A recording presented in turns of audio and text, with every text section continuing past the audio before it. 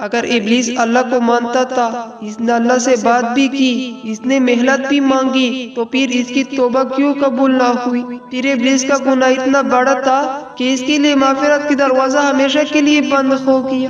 آج کی یہ ویڈیو صرف ایک کہانی نہیں بلکہ ہم سب کے لیے آئینہ ہے، کیونکہ ابلیس کا انجام ہمیں اپنی زندگی کا راستہ دکھاتا ہے۔ ابلیس کون تھا؟ ایک بہت بڑی غلط فہمی۔ زیادہ تر لوگ سمجھتے کہ ابلیس کوئی عام سا شیطان تھا، لیکن حقیقت یہ ہے کہ قرآن کہتا ہے وہ جنات میں سے تھا، سورۃ القاف آیت نمبر 50۔ لیکن جنات میں بھی وہ کوئی عام جن نہیں تھا، وہ عبادت گزار تھا، وہ فرشتے کی محفل میں رہتا تھا، وہ اللہ کے قریب سمجھا جاتا تھا۔ کہا جاتا ہے کہ اس نے ہزاروں سال عبادت کی، زمین پر بھی اور آسمانوں میں بھی، یہاں تک کہ فرشتے بھی اس کی عبادت کو دیکھ کر حیران ہوتے تھے۔ لیکن دوستو یاد رکھیے، لمبی عبادت کبھی بھی ضمانت نہیں بنتی۔ اگر دل میں آنا چپی ہو، آدم علیہ السلام کی تخلیق امتحان کا آغاز۔ اللہ تعالیٰ نے جب حضرت آدم علیہ السلام کو پیدا کیا اور فرشتوں کو حکم دیا آدم کو سجدہ کرو، سب نے سجدہ کیا، لیکن ابلیس نے انکار کر دیا۔ یہاں سوال پیدا ہوتا ہے، کیا سجدہ آدم علیہ السلام کو تھا؟ نہیں، سجدہ اللہ کے حکم کی تعمیل تھا۔ یہ عبادت نہیں بلکہ اطاعت تھی۔ اصل امتحان یہ تھا، کیا تم اللہ کے حکم کے آگے اپنی عقل، اپنی عبادت اور اپنی بڑائی کو جھکا سکتے ہو؟ ابلیس کا گناہ کیا تھا؟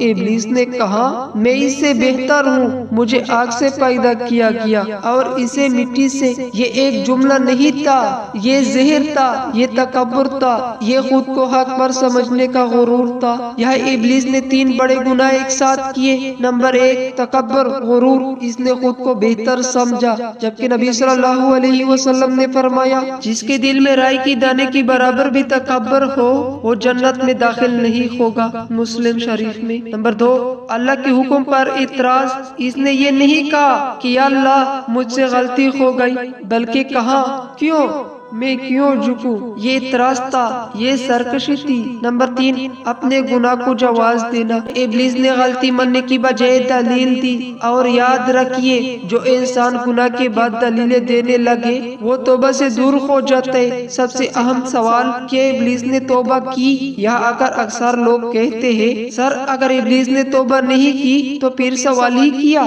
لیکن غور کرے، ابلیس نے اللہ سے کہا مجھے قیامت تک مہلت دے، اللہ نے مہلت دے دی۔ سوچئے، اللہ نے اسے مارا نہیں، اسی وقت ختم نہیں کیا، لیکن ابلیس نے یہ کبھی نہیں کہا یا اللہ مجھے معاف کر دے، یا اللہ میں نے غلطی کی، بلکہ اس نے کہا میں انسانوں کو بہکاؤں گا۔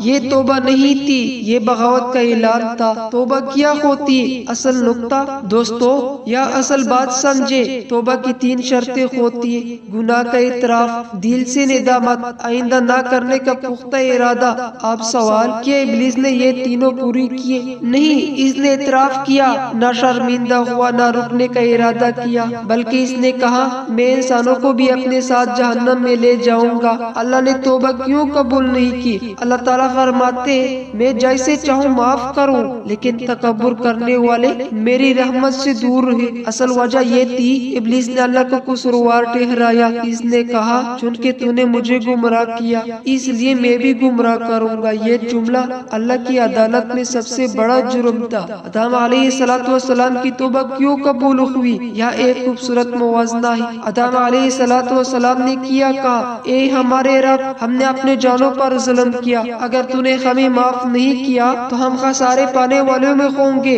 فرق دیکھیے، آدم علیہ السلام ابلیس غلطی مانی، انکار کیا، خود کو قصوروار سمجھا، اللہ کا قصوروار ٹھہرایا، روئے جھکے، آرے میں کھڑے رکھے۔